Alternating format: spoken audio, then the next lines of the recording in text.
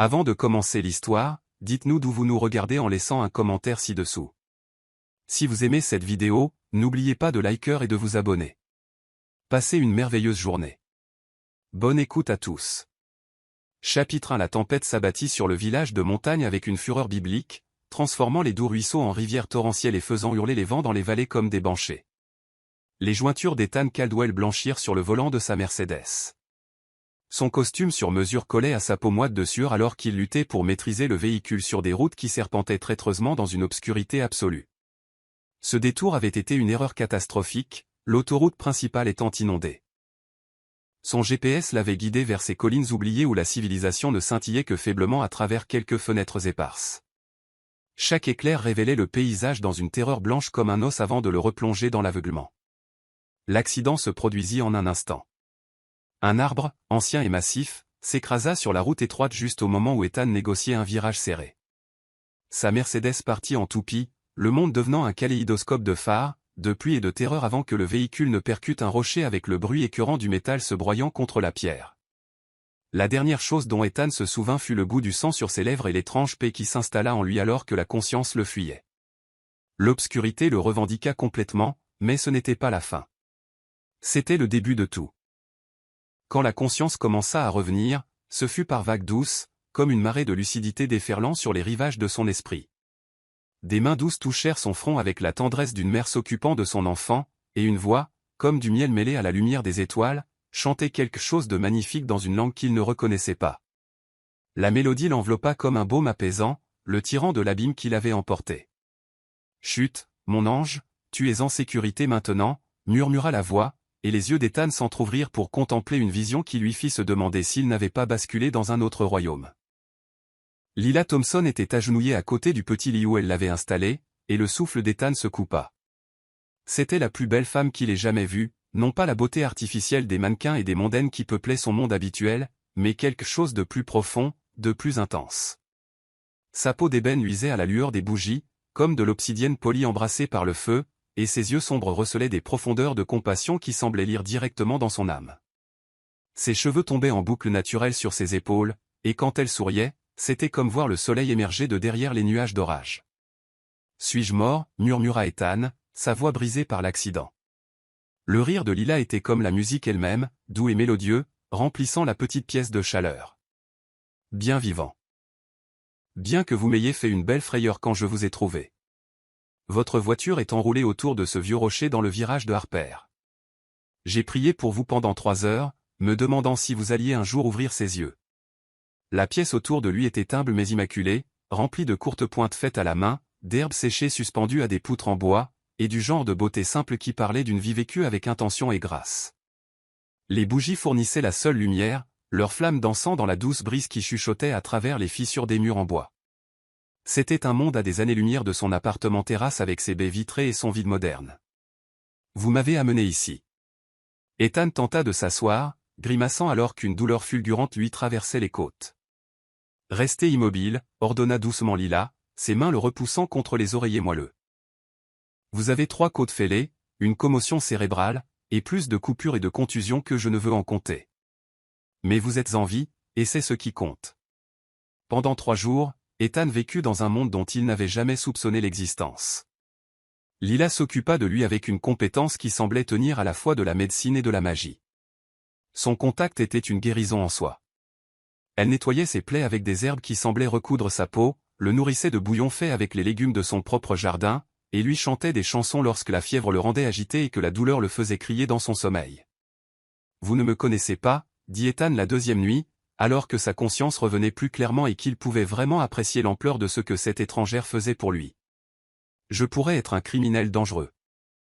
Pourquoi risquez-vous tout pour m'aider » Lila leva les yeux du petit feu où elle préparait quelque chose qui sentait la guérison et l'espoir. Dans la lumière vacillante, elle ressemblait à une figure sortie d'une histoire ancienne, une déesse de la miséricorde, une sainte de la compassion, un ange marchant parmi les mortels. « Parce que vous aviez besoin d'aide, dit-elle simplement, sa voix portant le poids d'une vérité absolue. Et parce que lorsque je vous ai trouvé, saignant dans cette épave, quelque chose dans mon cœur a reconnu quelque chose dans le vôtre. Nous ne sommes pas des étrangers, Ethan Caldwell. Nous sommes des âmes qui se sont cherchées à travers le temps et l'espace. La façon dont elle prononça son nom, elle avait trouvé son portefeuille et appris son identité, fit palpiter et s'envoler quelque chose au plus profond de sa poitrine. Personne n'avait jamais prononcé son nom avec une telle tendresse, une telle reconnaissance de qui il était vraiment sous les costumes coûteux, le pouvoir de l'entreprise et le succès solitaire qui définissaient son existence. Elle lui raconta sa vie tout en s'occupant de lui, comment elle avait appris la guérison de sa grand-mère, comment elle cultivait des herbes médicinales dans le jardin derrière sa petite maison, comment elle ne s'était jamais mariée, car elle avait attendu quelque chose, quelqu'un, bien qu'elle n'ait pas compris quoi, jusqu'à ce qu'elle le trouve, brisé et saignant dans la tempête. Ethan partagea sa propre histoire, la solitude de la richesse, le vide du succès sans amour, la façon dont il avait construit des murs si hauts autour de son cœur que personne n'avait jamais pu les escalader. Jusqu'à maintenant. Jusqu'ici. La troisième nuit, alors qu'une pluie douce tambourinait contre les fenêtres et que les bougies projetaient des ombres dansantes sur les murs, l'espace entre sembla disparaître complètement. Ethan chercha sa main, et le contact envoya une décharge électrique à travers eux deux, une reconnaissance qui allait plus loin que la chair, plus loin que la pensée, droit au cœur de ce qu'ils étaient. Lila, murmura-t-il, et elle vint à lui comme si elle avait attendu toute sa vie ce moment, comme si chaque souffle qu'elle avait pris l'avait mené à cet instant où leurs âmes se reconnaîtraient enfin. Leur union n'était pas simplement physique, elle était spirituelle, émotionnelle, la reconnaissance de deux moitiés d'un même tout, enfin devenue complète. Dans ses bras, Ethan trouva le foyer qu'il avait cherché sans même savoir qu'il était perdu. Dans son étreinte, Lila découvrit un amour si profond et si vrai qu'il semblait que le destin lui-même s'était penché pour toucher leur vie. Ils se mouvaient ensemble comme des danseurs qui auraient répété cette chorégraphie en rêve, chaque contact était une révélation, chaque baiser une promesse, chaque mot tendre murmuré un vœu qui transcendait la nature temporaire de leur existence physique. « Je t'aime », murmura Ethan contre ses cheveux alors que l'aube approchait, peignant le ciel de nuances de rose et d'or. « Je ne comprends ni comment ni pourquoi, mais je t'aime de tout ce que je suis, de tout ce que j'ai jamais été, de tout ce que je deviendrai jamais. »« Et je t'aime », répondit Lila, des larmes de pure joie coulant sur ses joues comme des diamants liquides. « Dès l'instant où je t'ai vu, brisé et saignant, j'ai su que tu étais la pièce manquante de mon cœur, l'autre moitié de mon âme. » Alors que le soleil se levait, baignant leur petit sanctuaire d'une lumière qui semblait bénir leur union, Ethan fit un vœu qui résonnerait à travers les années, « Je reviendrai pour toi, mon ange. » Rien en ce monde, ni la distance, ni le temps, ni les circonstances ne m'empêcheront de revenir réclamer l'amour que nous avons trouvé. Mais le destin, cruel et impitoyable, tissait déjà une tapisserie de séparation qui mettrait leur amour à l'épreuve au-delà de toute endurance humaine. Chapitre 2, la main cruelle du destin. L'aube se leva sur le village de montagne comme une promesse de nouveau départ, peignant le ciel de pastel doux qui semblait bénir l'amour qui avait fleuri dans l'obscurité de la tempête. Ethan s'habilla lentement, son corps encore endolori par l'accident, mais son cœur s'envolant d'une joie qu'il n'avait jamais connue auparavant. Chaque mouvement lui rappelait les mains douces de Lila guérissant ses blessures, ses lèvres douces contre sa peau, ses déclarations d'amour murmurées qui avaient transformé son âme même. Lila se tenait près de la petite fenêtre, vêtue d'une simple robe blanche qui lui donnait l'air d'un ange terrestre. La lumière du matin attrapait les larmes sur ses joues, des larmes de joie, mêlées à la tristesse inévitable d'une séparation temporaire. « Ce n'est pas un adieu, » dit Ethan, la serrant une dernière fois dans ses bras, respirant l'odeur d'herbe et de fleurs qui l'entourait toujours. « Je serai de retour d'ici une semaine. J'ai juste quelques affaires à régler en ville et ensuite, plus rien ne nous séparera. »« Je sais, » murmura Lila, bien que son cœur ait l'impression de se briser alors même qu'il débordait d'amour. « Mais promets-moi quelque chose, Ethan. Promets-moi que quoi qu'il arrive, peu importe le temps que ça prendra, tu te souviendras de ce moment. Souviens-toi de notre amour. Comment pourrais-je l'oublier ?» Ethan prit son visage en coupe dans ses mains, mémorisant chaque beau trait. « Tu m'as sauvé, Lila. Pas seulement de l'accident, mais d'une vie sans signification. Je t'aime plus que les mots ne peuvent l'exprimer. » Leur dernier baiser avait le goût des larmes et des promesses, et d'un amour si pur qu'il semblait arrêter le temps lui-même. Ethan monta dans la voiture de location que le dépanneur lui avait apportée, emportant avec lui une adresse écrite de sa main élégante, son baiser encore chaud sur ses lèvres, et un cœur si plein d'amour qu'il pouvait à peine le contenir. Mais le destin, impitoyable et cruel, tissait déjà une toile de circonstances qui les déchirerait. L'appel d'urgence arriva alors qu'Ethan descendait de la montagne, son téléphone captant enfin un signal après des jours de déconnexion bénie du monde extérieur. La voix affolée de son assistante trancha sa joie comme une lame dans la soie. « Monsieur Caldwell. Dieu merci. Nous essayons de vous joindre depuis 3 jours. C'est votre père. Il a eu une crise cardiaque massive. Les médecins disent que son état est critique, et l'accord de Shanghai. Il est en train de s'effondrer sans vous. Le conseil d'administration est en panique. Vous devez prendre un avion immédiatement. Les heures suivantes passèrent dans un flou d'activités désespérées. Le père d'Ethan, l'homme qui avait bâti leur empire commercial à partir de rien, gisait en soins intensifs, luttant pour sa vie. L'accord de plusieurs millions de dollars qui déterminerait l'avenir de l'entreprise s'effritait sans la présence d'Ethan. Dans le chaos des visites à l'hôpital, des réunions d'urgence du conseil d'administration et des négociations frénétiques, la mallette d'Ethan, contenant l'adresse de Lila, fut perdue dans le remue-ménage des papiers et de la panique. Je la retrouverai, se dit-il désespérément en fouillant dans ses affaires entre le chevet de son père et la salle de réunion. J'appellerai les renseignements. J'engagerai quelqu'un pour la retrouver. Mais le village de montagne était si isolé qu'il apparaissait à peine sur les cartes, et Ethan réalisa avec une horreur croissante qu'il ne connaissait même pas le nom de famille de Lila avec certitude. Il avait été trop perdu dans son amour pour poser les questions pratiques qui lui auraient permis de la retrouver. Les jours se transformèrent en semaines alors que l'état de son père restait critique et que la crise commerciale s'aggravait. Ethan engagea des détectives privés, appela tous les services de renseignement qu'il put trouver, retourna même lui-même dans les montagnes, mais la tempête avait emporté les routes et changé le paysage. La petite maison où il avait trouvé l'amour semblait avoir disparu comme dans un rêve. Pendant ce temps, dans son sanctuaire montagnard, Lila attendait. Les jours passèrent, puis les semaines, et toujours aucun mot de l'homme qui avait promis de revenir pour elle. Mais elle gardait la foi dans son cœur, s'occupant de son jardin et de sa pratique de guérison, sachant qu'un amour aussi profond que le leur ne pouvait pas simplement disparaître. C'est 6 semaines après le départ d'Ethan que Lila remarqua les premiers changements dans son corps. Les nausées matinales vinrent d'abord comme un doux murmure, puis plus fortes, plus insistantes. Lorsque le docteur Bennett de la vallée voisine confirma ce que son cœur savait déjà, Lila tomba à genoux dans son jardin, des larmes de joie et de terreur coulant sur son visage. Elle portait l'enfant d'Ethan, un bébé conçu dans un amour si pur qu'il avait créé une nouvelle vie à partir du miracle de leur union. Pendant des semaines, Lila garda son état secret, ses mains protégeant instinctivement la petite vie qui grandissait en elle. Elle écrivit des lettres à Ethan, ne sachant où les envoyer, déversant son cœur sur un papier qui n'atteindrait jamais sa destination. Elle chantait des berceuses à son enfant à naître et rêvait du jour où Ethan reviendrait pour découvrir qu'il allait être père. Mais les secrets dans les petits villages ont une façon de se révéler, et ce fut Clara Jenkins, la commère du village, qui remarqua la première l'état de Lila et ne perdit pas de temps pour répandre la nouvelle. Cette fille Thompson s'est mise dans le pétrin, chuchotait Clara à quiconque voulait l'entendre. Non mariée et enceinte, et elle ne veut pas dire qui est le père. Probablement un voyageur de commerce qui a profité de sa gentillesse. Les chuchotements se transformèrent en murmures, les murmures en accusations, et les accusations en une tempête de jugement qui allait détruire tout ce que Lila chérissait. L'ancien Grayson, l'autorité morale autoproclamée du village, était un homme dont le cœur avait été endurci par des années de pharisaïsme et de solitude amère. Il avait toujours eu du ressentiment pour l'indépendance de Lila, son refus de céder à ses tentatives de cour, sa capacité à guérir les gens alors qu'il ne pouvait que les condamner. Lorsqu'il apprit sa grossesse, il y vit une occasion de vengeance déguisée en indignation morale.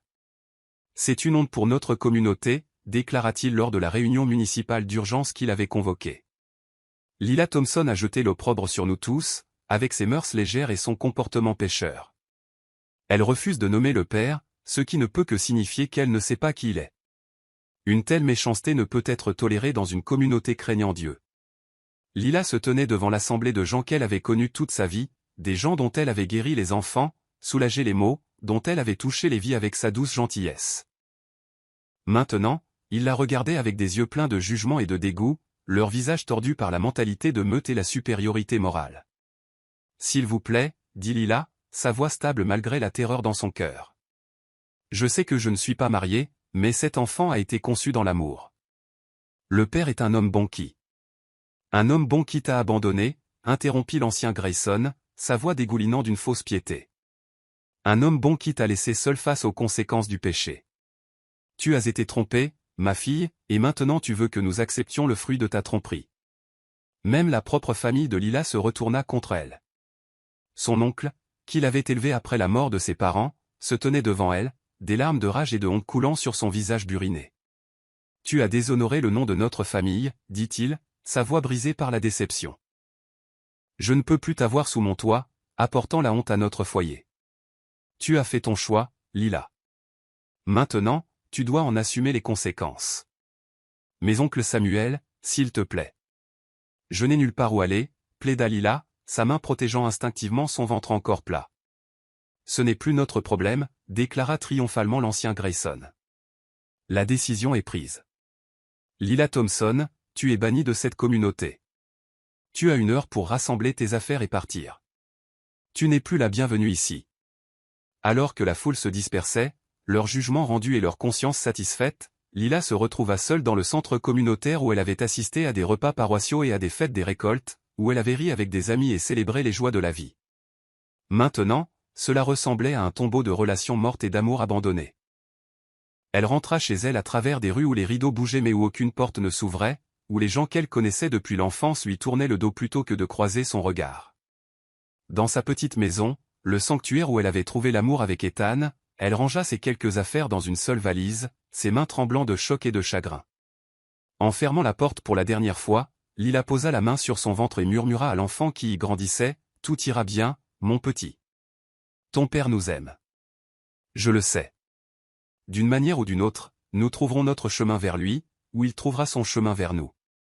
Un amour comme le nôtre ne disparaît pas comme ça. » Mais alors qu'elle descendait le sentier de montagne avec tout ce qu'elle possédait dans un petit sac, Lila ne pouvait pas savoir qu'Ethan était à des milliers de kilomètres de là, cherchant désespérément la femme qui portait son cœur et son enfant, incapable de retrouver ni son amour, ni le chemin vers la vie qui avait donné un sens à son existence. La main cruelle du destin les avait séparés, mais leur amour et la vie précieuse qu'il avait créée endureraient des épreuves qui testeraient les limites même de l'esprit humain. Mais je suis très responsable pour mon âge. Je ne casserai rien et je ne causerai aucun problème. 7 ans, le même temps qui s'était écoulé depuis cette nuit dans les montagnes, où il avait tenu l'amour dans ses bras avant de le perdre à cause de forces indépendantes de sa volonté. Le même temps qu'il avait passé à chercher une femme dont il voyait maintenant le visage se refléter dans les traits de cet enfant remarquable. Ethan se leva lentement, l'esprit tourbillonnant de possibilités qui semblaient trop incroyables pour être vraies. « Nora, pourriez-vous me dire ?» Mais sa question fut interrompue par un bruit de verre brisé.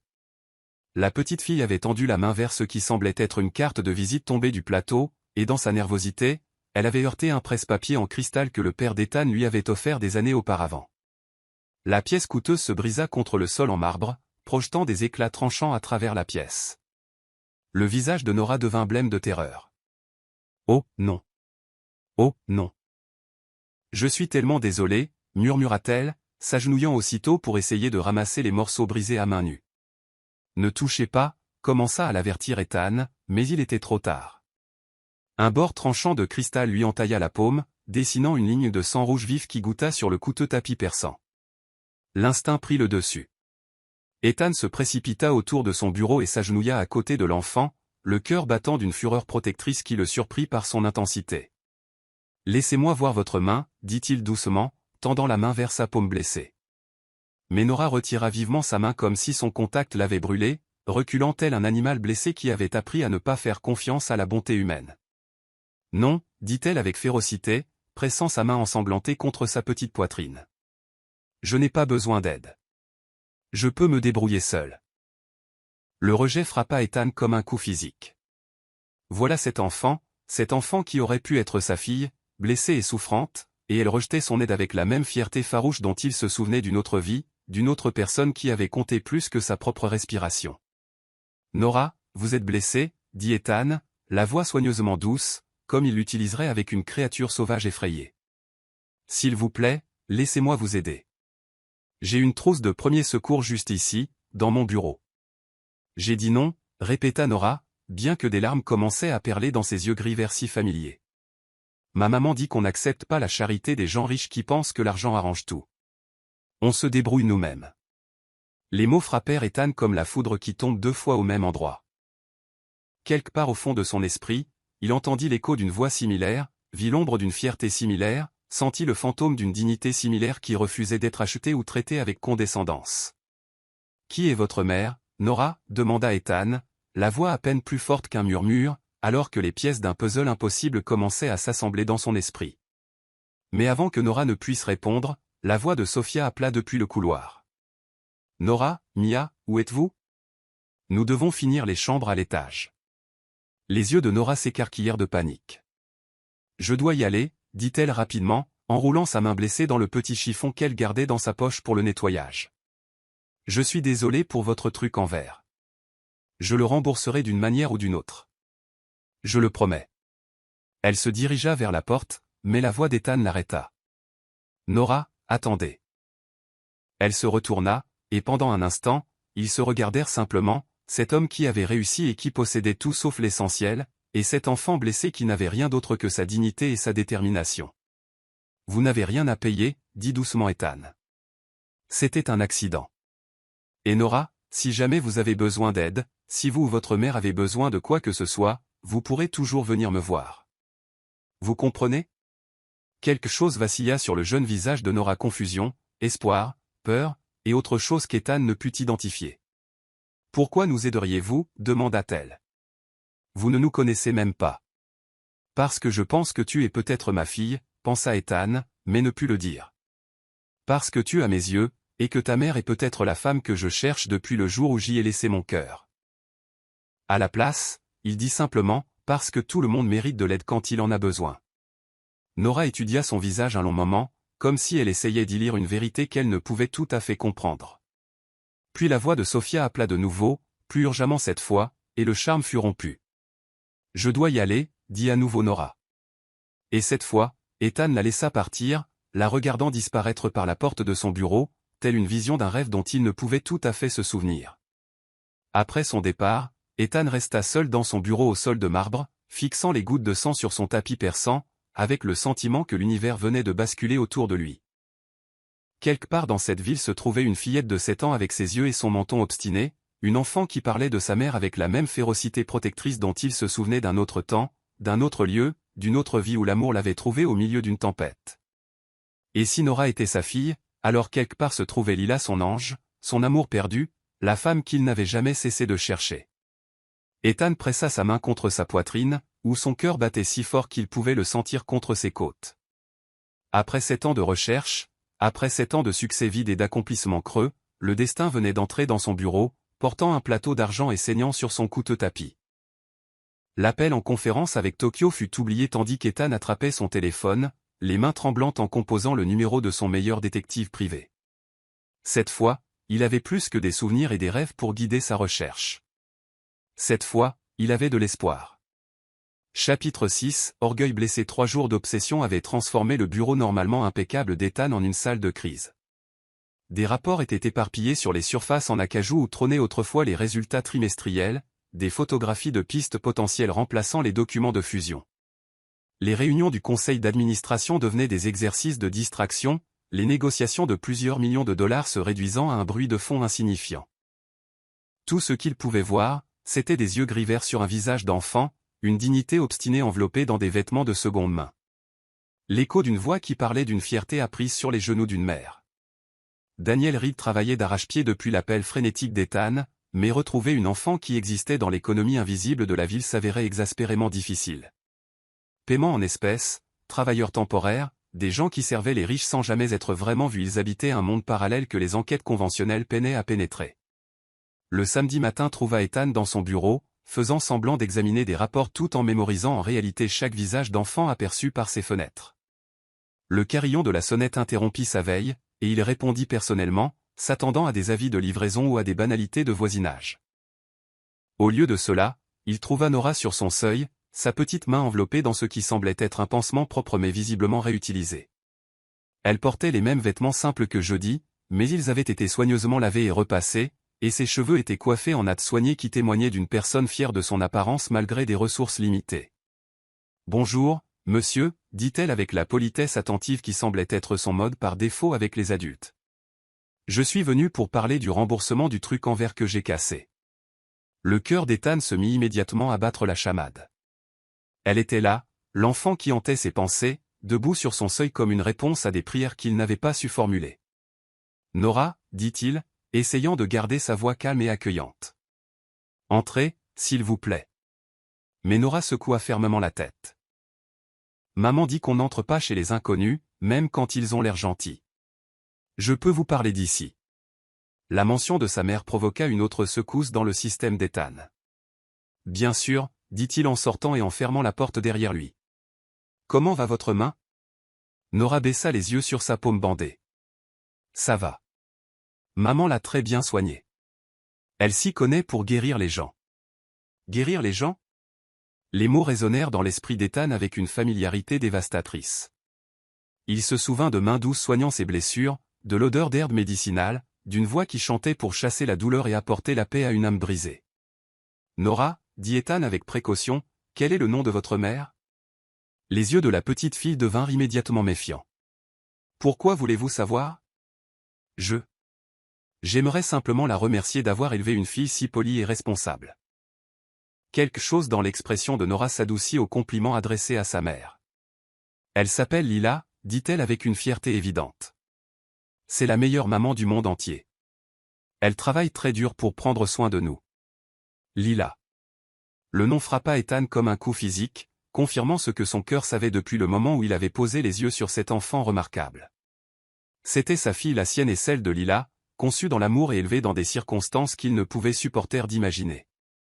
Nora, dit Ethan, la voix lourde d'une émotion qu'il peinait à contrôler, à propos du presse-papier en cristal.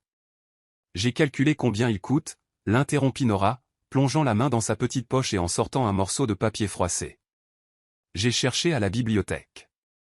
C'est un cristal de Waterford, et les 9 coûtent $450. J'ai 37 d'économie ES, dont s'il me manque 413 pour vous rembourser. Ethan fixa le morceau de papier où Nora avait soigneusement écrit le calcul d'une écriture enfantine et précise. L'idée que cet enfant de 7 ans ait recherché le coût de son presse-papier et prévoyait de gagner d'une manière ou d'une autre plus de $400 pour le rembourser était à la fois déchirante et exaspérante. Nora, vous n'avez pas besoin de... Si, j'en ai besoin, dit-elle fermement. Maman dit toujours que quand on casse quelque chose qui appartient à quelqu'un d'autre, il faut réparer. Ça me prendra peut-être beaucoup de temps, mais je vous rembourserai jusqu'au dernier centime. Je le promets. La fierté farouche dans sa voix, la détermination dans ses yeux gris-vert familiers, le pli obstiné de sa mâchoire. C'était comme regarder une version féminine de lui-même à cet âge. Combiné à la dignité inébranlable de Lila, Ethan sentit son cœur se briser et s'envoler en même temps. Nora, écoutez-moi, dit Ethan en s'agenouillant pour être à sa hauteur. Vous ne me devez rien. C'était un accident, et ce presse-papier n'était pas si important pour moi. Tout dans votre maison a l'air important, répondit Nora d'un ton neutre, et $450, c'est important pour n'importe qui. C'est assez d'argent pour... Elle s'arrêta brusquement, comme si elle avait été sur le point de révéler quelque chose qu'elle n'était pas censée dire. Assez d'argent pour quoi? Demanda doucement Ethan. Les yeux de Nora s'emplirent de larmes qu'elle essayait de ne pas verser. Rien. C'est assez d'argent pour beaucoup de choses, c'est tout. Mais Ethan pouvait voir la vérité sur son jeune visage, pouvait lire le désespoir qu'elle s'efforçait de cacher. $450 était probablement plus d'argent que cet enfant n'en avait jamais vu en un seul endroit, de l'argent qui pouvait résoudre des problèmes qu'il commençait à peine à comprendre. Nora, et si je vous disais que vous pourriez gagner cet argent en m'aidant avec certaines choses ici? Des choses simples, rien de dangereux ou de trop difficile pour quelqu'un de votre âge. L'espoir qui traversa le visage de Nora fut immédiatement remplacé par la méfiance. Quel genre de choses? Eh bien, dit Ethan en réfléchissant rapidement. J'ai beaucoup de livres dans ma bibliothèque qui ont besoin d'être organisés, et mon jardin aurait besoin de quelqu'un pour aider à planter des fleurs. Peut-être que vous pourriez m'aider avec un peu de correspondance. Vous semblez très intelligente, et je parie que vous avez une belle écriture. Pendant un instant, les yeux de Nora s'illuminèrent à cette possibilité. Ethan pouvait la voir calculer mentalement, déterminer combien d'heures de travail il faudrait pour gagner l'argent dont elle avait besoin. Mais son expression se referma à nouveau, et elle fit un pas en arrière. Ce n'est pas vraiment du travail, dit-elle doucement. C'est de la charité déguisée en travail. Maman dit que les gens riches essaient parfois d'aider en inventant de faux emplois, mais ça reste de la charité, et la charité blesse la dignité des gens. Ethan eut l'impression d'avoir été giflé. Nora, je n'essayais pas de... Si, vous essayez, dit-elle avec une certitude calme qui était dévastatrice dans sa précision. Vous avez pitié de moi parce que je suis pauvre et que j'ai cassé votre objet cher. Mais avoir pitié de quelqu'un, ce n'est pas la même chose que le respecter. La sagesse de ces mots, sortant de la bouche d'une enfant de 7 ans, laissa Ethan sans voix. Il pouvait voir Lila dans chaque syllabe, pouvait entendre sa voix enseigner à leur fille que la dignité avait plus de valeur que l'argent, que le respect de soi ne pouvait être acheté, vendu ou donné comme une aumône. Vous avez raison, dit finalement Ethan. J'essayais d'aider, mais je m'y prenais mal.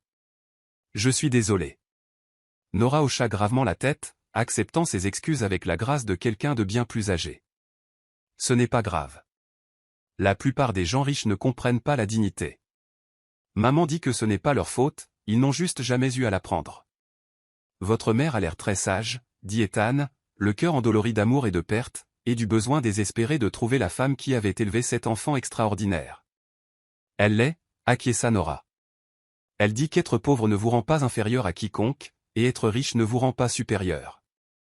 Nous sommes tous juste des gens qui essaient de comprendre comment être bons les uns envers les autres. Ethan sentit les larmes menacées de couler. Cet enfant sa fille citait une philosophie qui aurait pu venir des plus grands maîtres du monde, une sagesse que sa mère lui avait inculquée malgré des circonstances qui auraient brisé des esprits moins forts. Nora, dit-il, la voix à peine plus forte qu'un murmure.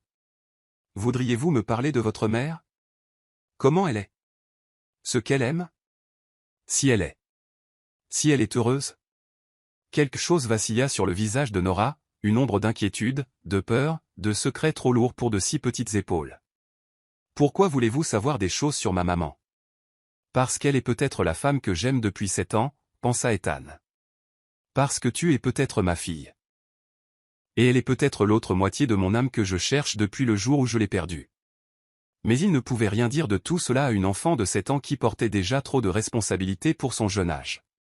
Parce que toute personne capable d'élever une fille comme vous doit être assez spéciale, dit-il à la place. Le sourire de Nora fut la première expression complètement ouverte qu'Ethan vit d'elle. Elle est spéciale. C'est la personne la plus belle, la plus intelligente et la plus gentille du monde entier. Elle travaille très dur. Et elle ne se plaint jamais. Et elle me raconte des histoires tous les soirs qui font que tout semble aller bien, même quand les choses font peur. Et est-ce qu'elle est? Est-ce qu'elle est en bonne santé? Heureuse? Le sourire s'effaça du visage de Nora, remplacé par une inquiétude qu'aucun enfant ne devrait avoir à porter. Elle est souvent fatiguée, dit doucement Nora. Elle essaie de le cacher, mais je le vois. Et parfois, elle tousse d'une manière qui n'a pas l'air bonne. Mais elle dit qu'elle va bien, et je dois la croire. Sa voix s'éteignit. Parce que quoi? Parce que si quelque chose arrivait à maman, je ne sais pas ce qui m'arriverait, murmura Nora, son sang-froid soigneusement entretenu se fissurant enfin un peu. Le cœur d'Ethan se brisa complètement. Voici sa fille, essayant de sauver la vie de sa mère avec $37 et une détermination qui aurait déplacé des montagnes si l'amour seul pouvait guérir la maladie. Nora, dit-il avec urgence. Si votre mère est malade, il y a des médecins qui pourraient l'aider. De bons médecins qui. Les médecins coûtent de l'argent qu'on n'a pas, le coupa Nora, ses défenses se remettant en place. Et je vous ai déjà dit qu'on n'accepte pas la charité. Ce ne serait pas de la charité, dit désespérément Ethan. Ce serait. Ce serait un paiement pour avoir cassé mon presse-papier. Oui, c'est ça. Le presse-papier était en fait un héritage de famille, très précieux, valant bien plus que $450. Donc en réalité, vous me devez assez pour que je puisse payer les soins médicaux de votre mère, et nous serions quittes. Mais Nora secouait déjà la tête, voyant clair dans sa tentative maladroite de tromperie avec les yeux lucides d'une enfant qui avait appris à ne pas faire confiance quand les choses semblaient trop belles pour être vraies. Vous mentez, dit-elle simplement. Vous êtes gentil, mais vous mentez. Et maman dit que même les gentils mensonges finissent par blesser les gens. Sur ce, elle se tourna et commença à descendre la longue allée qui menait loin du manoir d'Ethan et la ramenait vers les circonstances désespérées qui l'avaient amenée à sa porte. Nora, attendez! Cria Ethan derrière elle. Mais elle ne se retourna pas. Il resta là, à regarder sa fille s'éloigner, portant des secrets et des fardeaux qu'aucun enfant ne devrait supporter, protégé par une fierté qu'il reconnaissait à la fois comme sa plus grande force et le mur qui l'empêchait de l'aider. Pour la première fois en 7 ans, Ethan savait exactement où se trouvait son cœur. Mais savoir et atteindre étaient deux choses différentes, et la distance entre son monde et le leur ressemblait à un océan qu'il ne savait pas comment traverser. Chapitre 7. À la recherche des cœurs. L'enquête d'Ethan le consuma avec l'intensité d'un homme courant contre un temps qu'il ne pouvait mesurer. Son bureau se transforma en centre de contrôle pour la recherche la plus importante de sa vie. Les rapports de Daniel Reed recouvraient les surfaces où vivaient autrefois les stratégies commerciales, des photographies de possibilités éparpillées comme des prières sur le bois poli. Le service de nettoyage a confirmé qu'une enfant nommée Nora travaille occasionnellement avec l'équipe de Sofia Rivera, rapporta Daniel lors de leur briefing du mardi. Mais les opérations en espèces protègent la vie privée des travailleurs. Beaucoup sont sans papier ou évitent complètement les systèmes officiels. Les allées et venues d'Ethan creusaient des sillons dans le tapis coûteux. Les établissements médicaux. Si l'enfant a raison sur la maladie de sa mère, chaque hôpital, clinique et service d'urgence. Nous les avons vérifiés.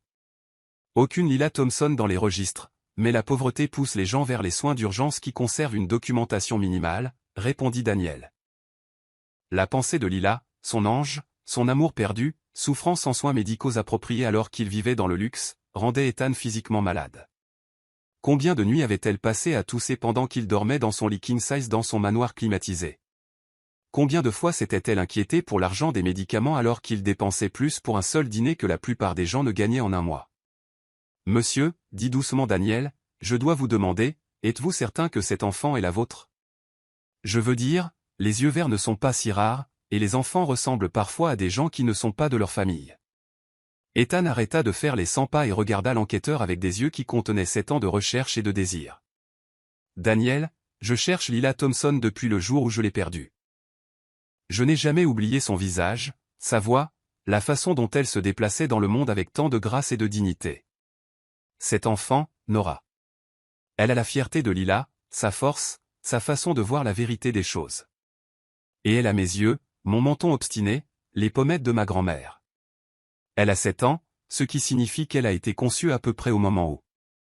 Il s'arrêta, incapable de finir la phrase qui rendrait sa douleur privée publique. Je comprends, monsieur, dit doucement Daniel. Nous continuerons à chercher. J'ai des contacts dans les refuges pour sans-abri, les soupes populaires, les organisations caritatives. Si elle est dans le système quelque part, nous la trouverons.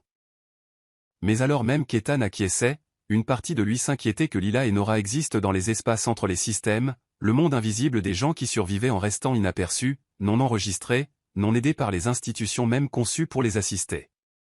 Pendant ce temps, de l'autre côté de la ville, à la mission Sainte-Agnès, Nora découvrait que garder des secrets à quelqu'un qui vous aimait était bien plus difficile qu'elle ne l'avait imaginé. Elle était revenue de sa visite au manoir d'Ethan l'esprit chamboulé par la rencontre, le cœur confus par des émotions trop complexes pour sa compréhension de 7 ans. L'homme, Ethan Caldwell, elle avait appris son nom sur la plaque de son bureau, ne ressemblait à aucune personne riche qu'elle avait jamais imaginée. Il avait été gentil, sincèrement gentil, pas de cette fausse gentillesse condescendante que les adultes montraient parfois aux enfants qu'ils plaignaient. Quand elle s'était coupé la main, l'inquiétude dans ses yeux avait été réelle, immédiate, protectrice d'une manière qui lui rappelait le regard de sa mère quand elle était blessée. Mais c'était plus que de la gentillesse qui avait troublé Nora. Il y avait eu quelque chose sur le visage d'Ethan quand il la regardait, quelque chose qui lui donnait l'impression d'être reconnue d'une manière qu'elle n'avait jamais connue auparavant.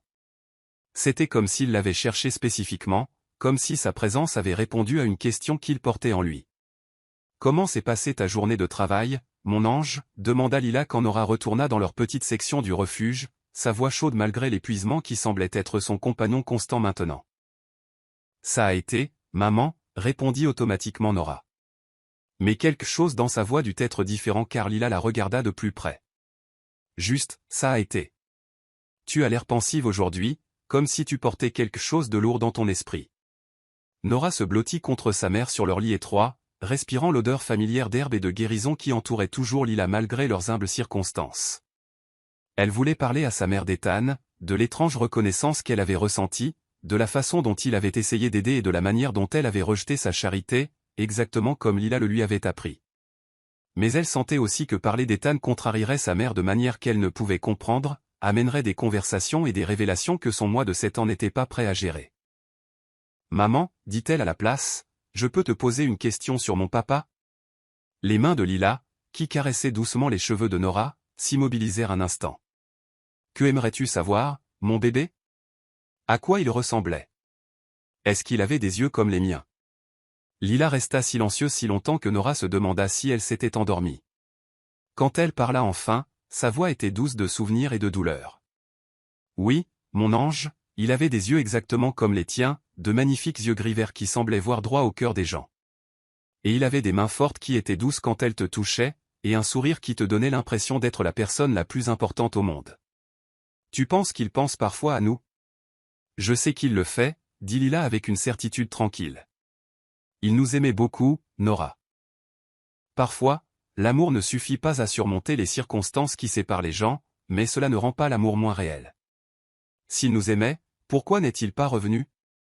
Lila serra sa fille plus fort, le cœur brisé par le poids de questions auxquelles elle ne pouvait répondre entièrement. Parfois, la vie se complique de manières qui n'ont rien à voir avec l'amour. Ma chérie, ton père était un homme bon qui s'est retrouvé dans une situation impossible. Je dois croire que s'il avait pu revenir, il l'aurait fait. Nora absorba cela comme le font les enfants, archivant des informations qu'elle comprendrait plus pleinement en grandissant. Mais une chose était claire dans son jeune esprit. Son père était quelqu'un à regretter, pas à blâmer, quelqu'un dont l'absence était une tragédie plutôt qu'un abandon. Maman, et si quelqu'un voulait nous aider? Vraiment nous aider, pas juste la charité, est-ce que tu le laisserais faire? La toux de Lila, qui s'était progressivement aggravée au cours des dernières semaines, choisit ce moment pour secouer son corps. Elle essaya de l'étouffer dans son oreiller, mais Nora put voir les traces de sang sur le tissu quand sa mère pensait qu'elle ne regardait pas. Mon bébé, on s'aide nous-mêmes, dit Lila quand la toux se calma. C'est comme ça qu'on maintient notre dignité et notre force. On n'a pas besoin de la pitié ou de l'aumône de qui que ce soit. Mais et si la personne qui voulait t'aider ne le faisait pas par pitié? Et si elle le faisait parce que... Nora peinait à trouver des mots pour des sentiments qu'elle ne comprenait pas entièrement. Et si elle le faisait parce qu'elle a reconnu quelque chose?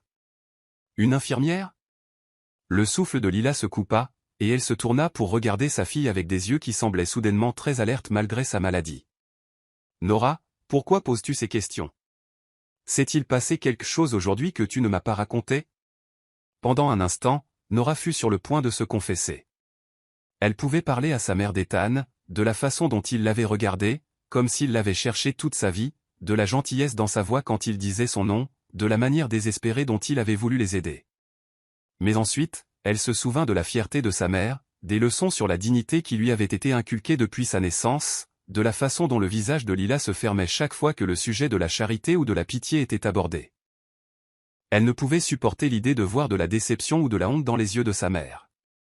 Non, maman, mentit-elle, les mots ayant un goût amer dans sa bouche. Je me demandais juste, c'est tout. Mais Lila n'était pas dupe.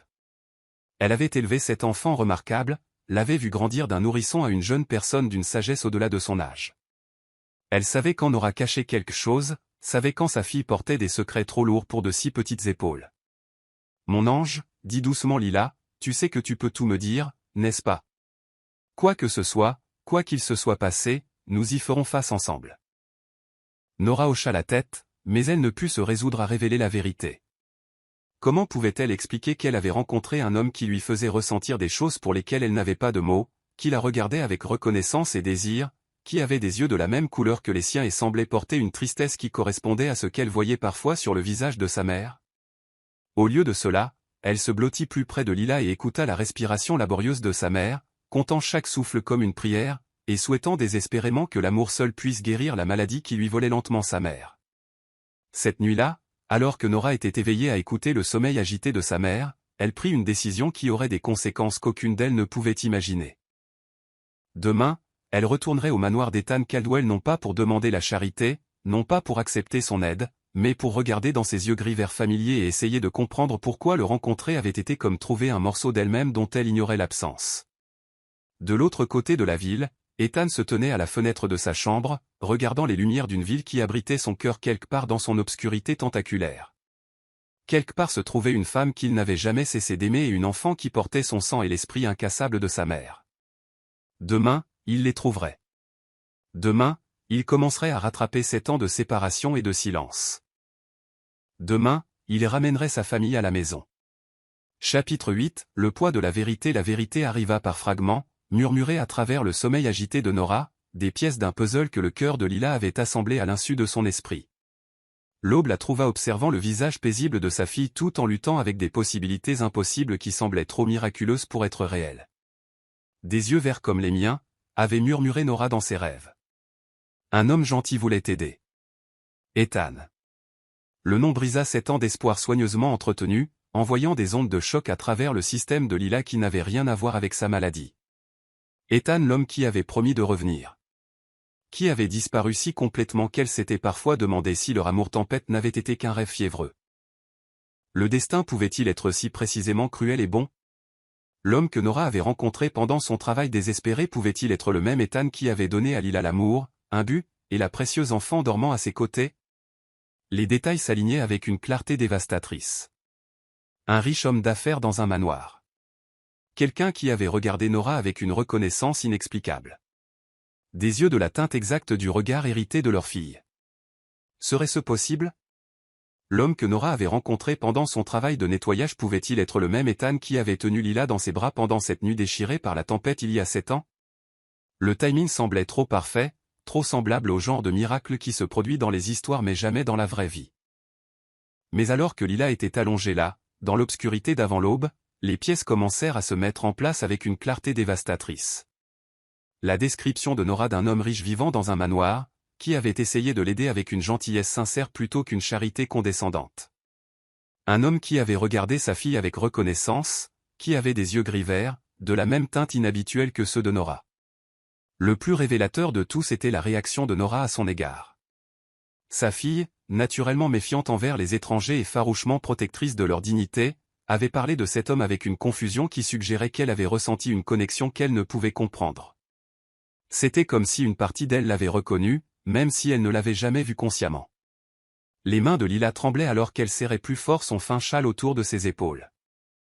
Si cet Ethan était son Ethan, alors il était aussi le père de Nora, le père qui n'avait jamais su que sa fille existait, qui les avait cherchés pendant qu'elle luttait pour survivre à quelques kilomètres seulement de son monde luxueux. L'ironie était si profonde qu'elle lui coupa le souffle. Pendant qu'elle avait été chassée de son village pour avoir porté son enfant, pendant qu'elle avait accouché dans un refuge de charité et élevé leur fille dans la pauvreté, Ethan avait vécu dans la richesse et le confort, sans jamais savoir que son amour avait créé le cadeau le plus précieux du monde. Mais à côté de l'espoir qui menaçait de la submerger, une peur si profonde lui serra la poitrine plus encore que sa maladie. Que ferait Ethan en apprenant la vérité? Essaierait-il de lui enlever Nora, prétendant que sa richesse pourrait offrir de meilleures opportunités que son amour? Verrait-il leur fille comme un rappel inopportun d'un passé qu'il préférait oublier? Et peut-être le plus terrifiant de tout, qu'arriverait-il à Nora si la maladie de Lila l'emportait avant qu'elle ne puisse assurer l'avenir de sa fille? Valait-il mieux pour Nora de connaître son père et de potentiellement perdre sa mère, ou de rester ignorante de sa filiation et de faire face à un avenir incertain dans le système de placement familial? L'atout de Lila, qui s'était progressivement aggravé au cours des dernières semaines, choisit ce moment pour secouer son corps de spasmes qui la laissèrent haletante et avec un goût de sang dans la bouche. Elle pressa son visage contre son oreiller pour étouffer le son, ne voulant pas réveiller Nora, mais elle sentait ses forces diminuer de jour en jour. La vérité devenait impossible à ignorer. Elle était en train de mourir. La tuberculose qu'elle avait combattue avec des herbes, des prières et une détermination obstinée était en train de gagner, et si elle ne recevait pas bientôt un traitement médical approprié, Nora serait laissée seule au monde. Alors que l'aube se levait sur la ville, peignant les fenêtres du refuge d'une lumière dorée et pâle, Lila prit une décision qui allait tout changer. Elle devait trouver un moyen de contacter Ethan, de lui parler de leur fille, de donner à Nora la chance de connaître son père avant qu'il ne soit trop tard. Mais comment une femme vivant dans un refuge de charité pouvait-elle atteindre un riche homme d'affaires qui vivait probablement derrière des portails et des systèmes de sécurité conçus pour tenir à distance les gens comme elle? Comment pouvait-elle lui prouver qu'elle était la femme qu'il avait connue il y a 7 ans, que leur fille était vraiment son enfant? Pendant ce temps, de l'autre côté de la ville, Ethan faisait face à son propre moment de terrible lucidité. Il avait passé la nuit à éplucher les rapports d'enquête, à étudier chaque photographie et document que son équipe avait compilé, et les preuves devenaient indéniables. Nora était sa fille, et Lila était quelque part dans cette ville, luttant contre des circonstances qu'il avait été trop privilégié pour imaginer. La percée était venue d'une source inattendue. Madame Porter, sa gouvernante, avait mentionné en passant que l'équipe de nettoyage de Sophia engageait souvent des aides de la mission Sainte-Agnès, un refuge du centre-ville qui servait les familles sans abri et les mères célibataires en crise. Pauvre petite, avait dit Madame Porter quand Ethan l'avait interrogée sur Nora. Sophia dit que l'enfant travaille plus dur que la plupart des adultes, ne se plaint jamais, envoie toujours son argent à sa mère malade. Ça vous brise le cœur, vraiment, de voir quelqu'un de si jeune porter des fardeaux si lourds. La mission Sainte-Agnès. Ethan était passé devant le bâtiment d'innombrables fois sans jamais vraiment le voir, l'une de ces institutions invisibles qui servaient la population oubliée de la ville. Maintenant, il revêtait une importance qui lui serrait la poitrine d'émotion et de regret. Sa fille, sa chair et son sang, vivaient dans un refuge pour sans-abri pendant qu'il dormait dans un manoir avec des pièces qu'il n'utilisait jamais. La femme qu'il avait aimée complètement, la femme qu'il avait cherchée avec une désespérance croissante, avait lutté pour sa survie pendant qu'il assistait à des galas de charité et se plaignait du vide de son existence privilégiée. Le téléphone d'Ethan sonna, interrompant ses pensées torturées. La voix de Daniel parvint avec la satisfaction épuisée de quelqu'un qui avait enfin trouvé ce qu'il cherchait. « Monsieur, je l'ai trouvé. » Lila Thompson, 31 ans, résidant actuellement à la mission Sainte-Agnès, avec sa fille de 7 ans, Nora. Elle y est depuis plus de 6 ans, occupant des emplois à temps partiel quand sa santé le lui permet. Aucune trace du père de l'enfant sur les documents officiels. Le cœur d'Ethan battait si fort qu'il pouvait à peine entendre les mots de Daniel. Est-ce qu'elle? Comment va-t-elle? Monsieur, je dois être honnête avec vous. D'après le personnel du refuge, elle ne va pas bien, tout chronique, perte de poids importante, tous les signes de quelqu'un qui lutte contre une maladie grave sans soins médicaux appropriés. Il s'inquiète pour elle, surtout avec l'arrivée de l'hiver. La pièce sembla tourner autour d'Ethan alors que tout le poids de la situation le frappait. Lila, son ange, son amour perdu, était en train de mourir pendant qu'il vivait dans le luxe. Leur fille occupait des emplois illégaux pour essayer de sauver la vie de sa mère, pendant qu'il se plaignait de l'insignifiance de sa richesse. Daniel, dit Ethan, la voix lourde d'émotion. J'ai besoin que vous découvriez tout sur son état, le type de soins médicaux dont elle a besoin, quels médecins sont spécialisés dans sa maladie, ce qu'il en coûterait pour lui obtenir le meilleur traitement disponible. Monsieur, prévoyez-vous de... Je prévois de lui sauver la vie, interrompit Ethan, et ensuite je passerai le reste de ma vie à rattraper 7 ans d'absence quand elles avaient besoin de moi. Mais alors même qu'Ethan prononçait ces mots, il savait que la situation était bien plus compliquée que de simplement jeter de l'argent sur le problème. Le rejet féroce de Nora de sa charité lui avait montré que la dignité était plus importante pour cette famille que l'aide financière. Il ne pouvait pas simplement débarquer dans leur vie avec sa richesse et s'attendre à être accueilli comme un sauveur.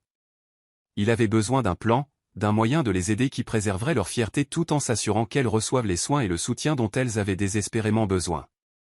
Plus important encore, il devait trouver un moyen de dire à Lila qu'il n'avait jamais cessé de la chercher, que la perdre avait été la plus grande tragédie de sa vie, qu'il était prêt à passer l'éternité à rattraper les circonstances qui les avaient séparés.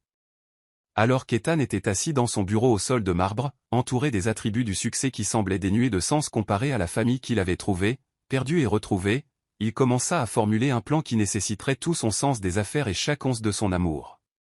Il commencerait par s'assurer que Lila reçoive les soins médicaux dont elle avait besoin. Mais il le ferait d'une manière qui préserverait sa dignité et son indépendance. Il trouverait un moyen de soutenir l'éducation et l'avenir de Nora sans lui donner l'impression d'être un cas de charité. Et surtout, il trouverait un moyen de reconquérir l'amour de la femme qui lui avait sauvé la vie et lui avait offert le plus grand cadeau de tous, une fille qui portait leurs deux forces et tout leur amour. La pensée de revoir Lila, de la regarder dans les yeux et de lui dire qu'il ne l'avait jamais oubliée, qu'il la cherchait depuis le jour où il l'avait perdue, fit trembler les mains d'Ethan d'anticipation et de terreur. Et si elle ne l'aimait plus? Et si 7 ans de lutte et de déception avaient tué les sentiments qu'ils avaient partagés? Et si elle lui reprochait de ne pas l'avoir trouvé plus tôt, de ne pas avoir été là quand elle avait le plus besoin de lui? Mais plus fort que sa peur était son amour, un amour qui avait survécu à 7 ans de séparation et qui survivrait à tous les défis à venir. Il avait trouvé sa famille, et rien ni la fierté, ni la peur, ni les vastes différences de leur situation ne l'empêcheraient de se battre pour eux avec tout ce qu'il avait. Demain, il entamerait la négociation la plus importante de sa vie, regagner le cœur de la femme et de l'enfant qui lui avaient toujours appartenu, même quand il ne savait pas qu'elles existaient. Chapitre 9, des anges déguisés les miracles, Lila l'avait appris, arrivaient parfois déguisés en mardi matins ordinaires. L'aube apporta la symphonie familière des bruits du refuge. Prières chuchotées, tous étouffés, le bruissement de vie vécue dans un désespoir commun. Mais lorsque sœur Margaret s'approcha, une excitation inhabituelle illuminant ses traits burinés, la trajectoire de la journée bascula vers l'impossible. « Mon enfant, j'ai reçu l'appel le plus extraordinaire », commença sœur Margaret, s'installant à côté du lit de Lila avec un enthousiasme à peine contenu. L'hôpital Grèce Générale a lancé un programme révolutionnaire des soins respiratoires complets pour les familles sans assurance, entièrement financé par un bienfaiteur anonyme. Le scepticisme automatique de Lila se manifesta. 7 ans de promesses non tenues lui avaient appris à se méfier des bonnes nouvelles qui semblaient trop parfaites. « Ma sœur, les programmes comme ça ont toujours des conditions. » « Aucune condition. La docteure Emily Wong, leur chef de service pneumologie, veut vous voir aujourd'hui. Transport, diagnostic, traitement, suivi, tout est couvert. » Le donateur a spécifiquement demandé à aider les mères célibataires avec enfants. La précision de cette description fit s'accélérer le pouls de Lila. Pas n'importe quelle famille, des mères célibataires avec enfants, quelqu'un qui comprenait leurs circonstances exactes, leurs vulnérabilités spécifiques. « Hier soir, j'ai reçu un appel de l'hôpital Grèce Générale, poursuivit sœur Margaret, sa voix empreinte d'une excitation qui capta l'attention de Lila. Ils ont un nouveau programme pour traiter les patients sans assurance atteints de maladies respiratoires graves, entièrement financé par un donateur anonyme. Aucune question posée, aucune paperasse au-delà des informations médicales de base. Ma sœur, cela semble trop beau pour. C'est réel, Lila. J'ai parlé avec la docteure Emily Wong, la chef de leur service de pneumologie. Elle veut vous voir aujourd'hui, le plus tôt possible. Ils fourniront le transport, un bilan de diagnostic complet, un plan de traitement, tout. Le cœur de Lila se mit à battre la chamade, l'espoir et la peur rugissant dans sa poitrine. Où est le piège? Il y a toujours un piège avec ces programmes. Pas de piège, dit sœur Margaret, sa propre voix lourde d'émotion. Juste quelqu'un avec des moyens et un grand cœur qui veut aider les gens à obtenir les soins médicaux dont ils ont besoin. Le docteur Wong a dit que le donateur était très spécifique. Ils veulent aider les familles avec enfants, en particulier les mères célibataires qui luttent pour survivre. C'était comme si l'univers avait entendu les prières désespérées de Nora et avait décidé d'intervenir. Lila ferma les yeux et essaya d'assimiler la possibilité que sa fille n'ait peut-être pas à la regarder mourir après tout. Mais Nora, dit soudain Lila, la panique remplaçant l'espoir. Je ne peux pas la laisser ici seule et je ne peux pas l'emmener dans un hôpital où elle pourrait être exposée à. Déjà arrangé, l'interrompit sœur Margaret avec un sourire. Il y a un excellent programme de garde d'enfants à l'hôpital pour les familles qui reçoivent un traitement activités éducatives, repas appropriés, supervisés par du personnel qualifié. Nora sera en sécurité et prise en charge pendant que vous recevrez l'aide dont vous avez besoin. 2 heures plus tard, Lila se retrouva assise dans l'établissement médical le plus luxueux qu'elle ait jamais vu. Et la nouvelle aile de l'hôpital Grèce Générale était impeccable et moderne, avec des œuvres d'art sur les murs et un mobilier confortable qui lui donnait l'impression d'être dans un hôtel de luxe plutôt qu'à l'hôpital. Le personnel la traitait avec un respect et une gentillesse qui lui faisaient se demander si tout cela n'était pas un rêve complexe. Le docteur Emily Wong était une femme petite et efficace d'une 40aine d'années, dont la compétence était immédiatement évidente dans tout, de sa poignée de main ferme à la manière dont elle examinait les symptômes de Lila avec une attention soutenue. D'après ce que sœur Margaret m'a dit et mon examen préliminaire, je suis presque certaine que vous avez la tuberculose, dit le docteur Wong sans détour. La bonne nouvelle, c'est que la tuberculose est tout à fait guérissable avec un traitement approprié. La nouvelle plus difficile, c'est que vous combattez cette infection depuis des mois sans médicaments, ce qui signifie que votre corps est gravement affaibli. Combien de temps durera le traitement, demanda Lila, son esprit se tournant immédiatement vers des considérations pratiques. J'ai une fille qui dépend de moi, et je ne peux pas me permettre de m'absenter du travail pendant. Mademoiselle Thompson, l'interrompit doucement le docteur Wong. Il faut que vous compreniez quelque chose. Sans traitement, cette maladie vous tuera en quelques mois. Avec un traitement, vous pouvez espérer une guérison complète et vivre une vie normale et saine. Le choix n'est pas entre la commodité et l'inconvénient, c'est une question de vie ou de mort. Ces mots frappèrent Lila comme un coup de poing. Elle savait qu'elle était malade, avait senti ses forces décliner de jour en jour, mais l'entendre énoncer si crûment rendait la réalité impossible à ignorer. La phase initiale du traitement nécessitera que vous restiez ici pendant environ 2 semaines, poursuivit le docteur Wong. Nous devons maîtriser votre infection et nous assurer que vous n'êtes plus contagieuse avant que vous puissiez reprendre contact avec votre fille. Après cela, vous prendrez des médicaments par voie orale pendant environ 6 mois, avec des contrôles réguliers pour suivre vos progrès. 2 semaines, répéta Lila, l'esprit en ébullition. Je ne peux pas me payer 2 semaines à l'hôpital. Je n'ai pas d'assurance. Je ne peux pas payer. Mademoiselle Thompson, écoutez-moi, s'il vous plaît, dit fermement le docteur Wong. Ce programme couvre tout. Le séjour à l'hôpital, les médicaments, les soins de suivi, même les repas et l'hébergement pour votre fille. Le donateur qui a créé ce programme a été très clair, aucun patient ne devrait avoir à choisir entre la ruine financière et un traitement qui peut lui sauver la vie. Pendant ce temps, dans l'espace pour enfants de l'hôpital, Nora ressentait son propre mélange d'émerveillement et d'inquiétude. La garderie ne ressemblait à rien de ce qu'elle avait jamais vu. Lumineuse et joyeuse, avec des livres et des jeux éducatifs, des collations saines servies à intervalles réguliers, et des membres du personnel qui semblaient sincèrement intéressés par le bien-être des enfants. Ta maman va aller mieux, dit Madame Garcia, la coordinatrice du programme qui avait été assignée au cas de Nora. Le docteur Wong est l'un des meilleurs médecins de la ville, et les médicaments qu'il donne à ta mère ont aidé beaucoup de gens à guérir complètement. Nora hocha la tête solennellement, bien qu'une partie d'elle ait encore peur de croire qu'une telle chance puisse être réelle. Au cours de ces 7 années de vie, elle avait appris que les promesses étaient des choses fragiles qui se brisaient facilement sous le poids des dures circonstances. Mais au fil des jours, alors que l'état de Lila commençait à s'améliorer de façon spectaculaire, Nora commença à s'autoriser à espérer. Sa mère retrouva des couleurs, la toux terrible s'apaisa et, pour la première fois depuis des mois, Lila recommença à ressembler à la femme vibrante et belle qu'elle était avant que la maladie ne s'empare d'elle. « Je me sens plus forte chaque jour », dit Lila à Nora lors d'une de leurs visites quotidiennes. Le docteur Wong dit que les antibiotiques fonctionnent exactement comme ils le devraient. Dans une semaine, je pourrai rentrer à la maison. À la maison. Au refuge, demanda Nora. Bien qu'elle ait essayé de cacher la déception dans sa voix, l'expression de Lila devint pensive. En fait, mon ange, il y a autre chose. Le programme inclut une aide au logement temporaire pour les familles pendant la période de convalescence. Ils ont de petits appartements disponibles pour les patients qui ont besoin d'un environnement propre et calme pour terminer leur traitement. L'appartement, quand elles le virent, était modeste, mais ressemblait à un palais comparé à leur section du refuge. Une chambre, un petit salon, une kitchenette où Lila pouvait préparer des repas sains et, le plus miraculeux de tout, leur propre salle de bain avec une douche qui avait de l'eau chaude à volonté. « C'est vraiment à nous ?» demanda Nora, passant ses mains sur des meubles qui n'étaient ni usés ni cassés, regardant par des fenêtres propres et sans fissures. « Pour les 6 prochains mois, pendant que je finis mon traitement, » répondit Lila, la voix étranglée par l'émotion. « Et après ça, eh bien, le docteur Wong dit que le programme inclut aussi une aide au placement professionnel pour les personnes prêtes à retravailler. » Mais même si leur situation s'améliorait au-delà de tout ce qu'elles avaient osé espérer, Lila et Nora se posaient des questions qu'elles ne parvenaient pas tout à fait à formuler.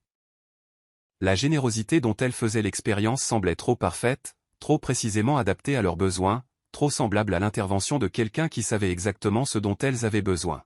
« Maman, » dit Nora un soir alors qu'elles partageaient le dîner à leur propre petite table, « tu penses que la personne qui nous aide pourrait être quelqu'un que nous connaissons ?» Lila s'arrêta, la fourchette à mi-chemin de sa bouche, le cœur battant à cette possibilité qui grandissait dans son esprit depuis le premier jour de traitement. « Pourquoi demandes-tu ça, mon ange ?» « Je ne sais pas, » dit Nora lentement. « C'est juste que j'ai l'impression que la personne qui fait ça tient à nous d'une manière spéciale. Pas seulement parce que ce sont des gens gentils, mais parce qu'ils veulent que nous allions bien. Nous, spécifiquement. » La sagesse de l'observation de sa fille coupa le souffle à Lila. Nora avait raison. Ce niveau de soins complet, cette attention à leurs besoins spécifiques, ce timing parfait alors que la maladie de Lila avait atteint un point critique. Tout cela avait un caractère personnel que la charité anonyme ne pourrait jamais avoir. Si quelqu'un que nous connaissions nous aidait, dit Lila prudemment, comment te sentirais-tu ? Nora réfléchit à cela avec le sérieux qu'elle apportait à toutes les questions importantes. Je crois que je voudrais lui dire merci, dit-elle finalement. Et je voudrais savoir pourquoi il se cache au lieu d'être simplement honnête sur le fait qu'il tient à nous. Cette nuit-là, alors que Nora dormait paisiblement dans son propre lit pour la première fois de sa vie, Lila se tenait à la fenêtre de leur appartement, regardant les lumières de la ville et se demandant si, quelque part dans cette obscurité tentaculaire, se trouvait l'homme qu'elle n'avait jamais cessé d'aimer, l'homme qui les avait peut-être enfin trouvés et qui veillait maintenant sur elle comme un ange gardien préférant rester invisible. Cette pensée la ravissait et la terrifiait à la fois. Si Ethan était derrière leur sauvetage miraculeux, cela signifiait qu'il les avait cherchés, qu'il s'était suffisamment soucié d'elle pour remuer ciel et terre afin d'assurer leur bien-être. Mais cela signifiait aussi qu'il savait pour Nora. Qu'il savait qu'il avait une fille qu'il n'avait jamais rencontrée et qu'il choisissait de les aider dans l'ombre plutôt que de se manifester pour prendre sa place dans leur vie. Demain, décida Lila. Elle trouverait un moyen de découvrir la vérité. Leur vie avait été sauvée par la générosité de quelqu'un, mais elle devait savoir si ce quelqu'un était l'amour de sa vie, tenant enfin la promesse qu'il avait faite 7 ans plus tôt dans une petite maison de montagne, pendant une tempête qui avait tout changé. Si Ethan était leur mystérieux bienfaiteur, alors il était temps que la clandestinité prenne fin et que leur famille soit enfin complète. Chapitre 10, la reconnaissance ultime de l'amour. 3 semaines après le début de sa guérison miraculeuse, Lila portait en elle une certitude pareille à une flamme qui la réchauffait et la terrifiait à la fois. Sa santé s'était améliorée au-delà de toutes les attentes médicales, mais les questions brûlaient plus fort que la gratitude. La générosité anonyme qui lui sauvait la vie semblait trop personnelle, trop précisément conçue pour leurs besoins spécifiques. Le docteur Wong avait laissé échapper des détails qui faisaient battre le cœur de Lila, un homme d'affaires donateur qui portait un intérêt inhabituel aux mères célibataires avec enfants, qui posait des questions spécifiques sur des cas impliquant des filles d'environ 7 ans, quelqu'un qui comprenait la terreur des enfants regardant leurs parents mourir de maladies curables. La révélation la frappa comme la foudre. Ethan Caldwell, l'homme dont le nom figurait sur la fondation de charité finançant son traitement, le même Ethan qui l'avait tenu dans ses bras pendant une tempête il y a 7 ans, qui avait promis de revenir, et qui avait disparu si complètement. Elle s'était parfois demandé si un amour aussi profond pouvait être réel.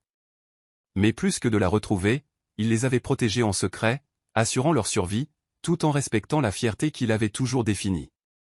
Ce soir-là, alors que Nora travaillait sur ses devoirs à leur petite table de cuisine profitant de l'excellent programme de tutorat qui lui avait été mystérieusement offert dans le cadre de leurs avantages, Lila prit une décision qui allait tout changer. « Mon ange, dit-elle en s'asseyant à côté de sa fille, je dois te demander quelque chose d'important. Quand tu as rencontré cet homme au manoir, celui qui a essayé de t'aider, peux-tu te souvenir exactement de son apparence ?» Nora posa son crayon et ferma les yeux, accédant à la mémoire détaillée que possèdent les enfants quand quelque chose les marque fortement. Il était grand, avec des cheveux bruns qui avaient un peu de gris sur les tempes.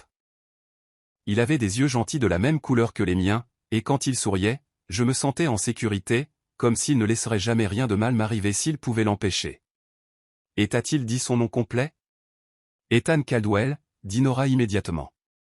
C'était sur une plaque sur son bureau, et il avait beaucoup de papiers importants avec ce nom dessus. Ethan Caldwell. Le nom qui avait hanté les rêves de Lila pendant 7 ans, le nom de l'homme qui avait promis de revenir pour elle, puis avait disparu comme de la fumée dans le vent. Maintenant, elle savait avec une certitude absolue qu'il était vivant, qu'il avait réussi, et qu'il les avait en quelque sorte retrouvés après toutes ces années de séparation. Mais plus que cela, il les avait aidés en secret, assurant leur survie et leur rétablissement tout en restant cachés dans l'ombre. C'était exactement le genre de choses que l'Ethan dont elle se souvenait aurait fait, généreux, protecteur, mais respectueux de leur fierté et de leur indépendance. « Maman, on dirait que tu as vu un fantôme, » dit Nora, son jeune visage rempli d'inquiétude. « J'ai dit quelque chose de mal ? » « Non, mon ange, tu as dit quelque chose d'exactement juste. » Lila serra sa fille dans ses bras, le cœur battant d'un mélange de joie et de terreur. « Comment te sentirais-tu à l'idée de le revoir ? Officiellement, je veux dire. Si nous allions le voir pour lui parler correctement ? Les yeux de Nora s'illuminèrent de l'espoir qu'elle portait secrètement dans son cœur. Tu penses qu'il veut vraiment nous aider ? Pas seulement parce qu'il a pitié de nous, mais parce qu'il se soucie vraiment de ce qui nous arrive ? Je pense, dit Lila prudemment, qu'il pourrait se soucier de nous plus que nous ne l'aurions jamais imaginé. 2 jours plus tard, Lila apprit que le manoir d'Ethan accueillerait un gala de charité pour la Fondation médicale pour les enfants, l'organisation même qui avait financé son programme de traitement. L'ironie était si profonde qu'elle lui coupa le souffle. Ethan s'était caché à la vue de tous, utilisant sa richesse et son influence pour aider des familles comme la leur, sans jamais se manifester pour en réclamer le crédit ou la reconnaissance. Mais les forces de Lila, bien qu'améliorées, étaient encore fragiles. La marche de leur appartement jusqu'au riche quartier de Hillcrest, où vivait Ethan, fut plus longue et plus exigeante que son corps en convalescence ne pouvait facilement le supporter.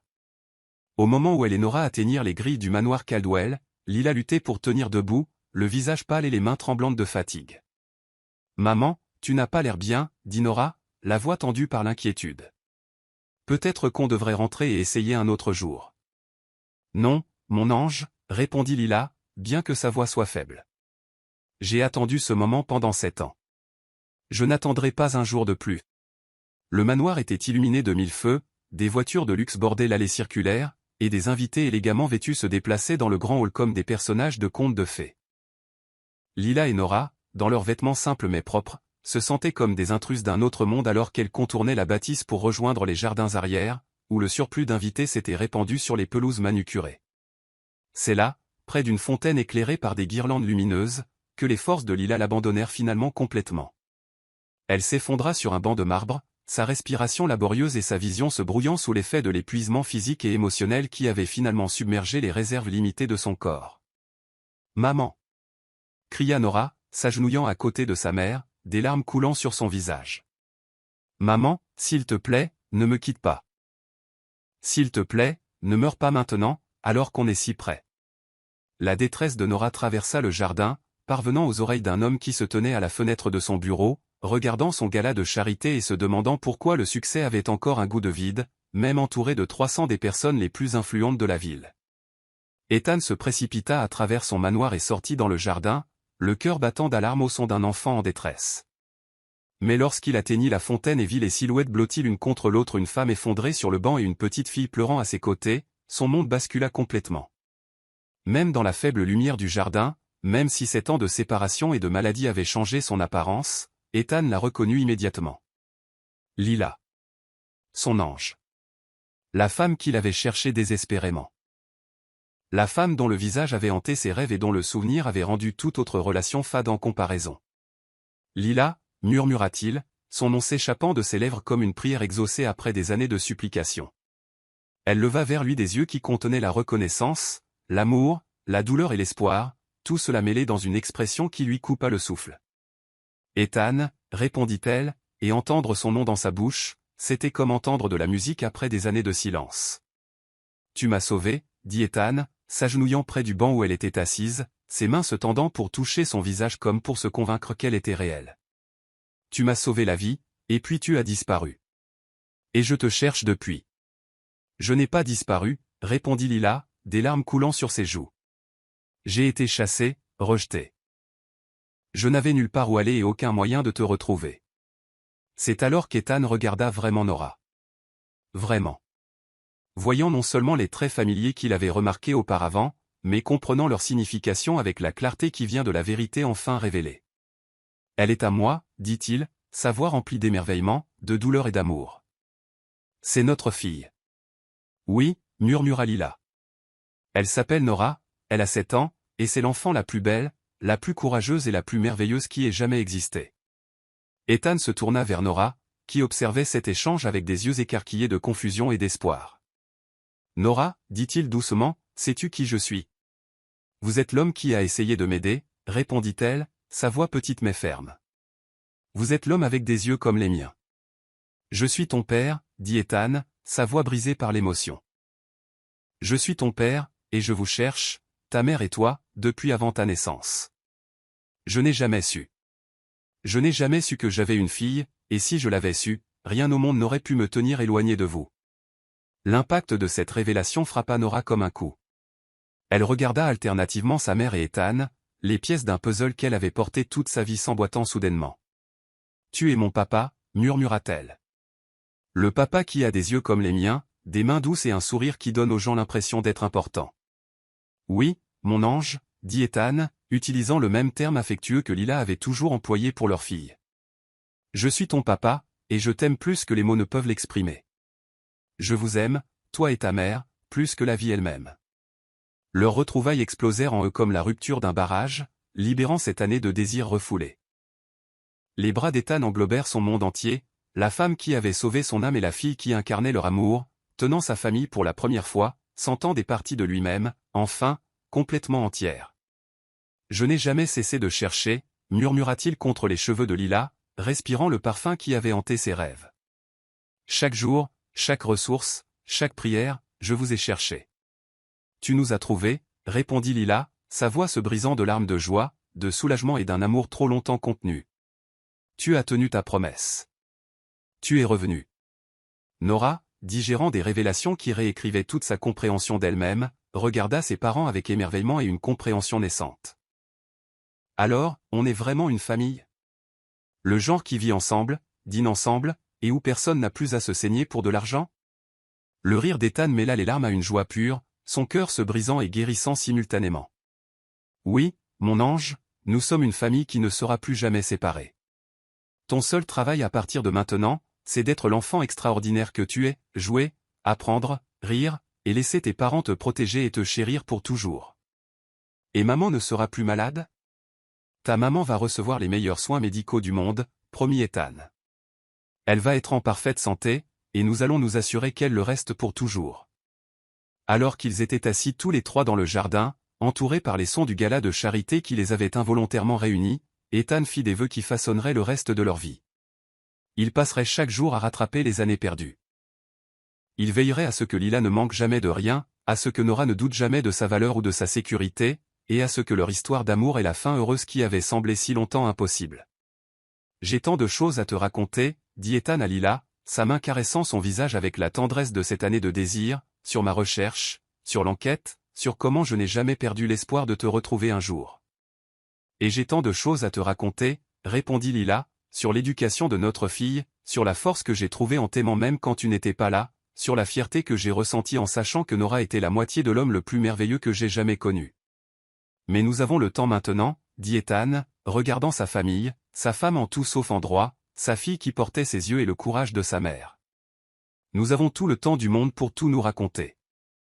Nous avons le reste de nos vies pour être la famille que nous étions toujours censés être. Alors que les étoiles apparaissaient au-dessus d'eux et que le gala de charité se poursuivait dans le manoir derrière eux, trois cœurs, séparés par les circonstances mais jamais par l'amour, battaient enfin à l'unisson. L'amour avait vaincu l'orgueil. La richesse avait trouvé son but. Et une famille qui avait été brisée par le destin avait été rendue entière par les liens indestructibles qui unissent les âmes à travers le temps, l'espace et tous les obstacles que la vie peut créer. Ethan Caldwell avait passé 7 ans à chercher son cœur. Il l'avait maintenant trouvé, ainsi que le plus grand des trésors, un amour qui avait créé la vie, survécu à la séparation et qui durerait pour l'éternité. Ils étaient enfin chez eux. Complètement, et pour toujours.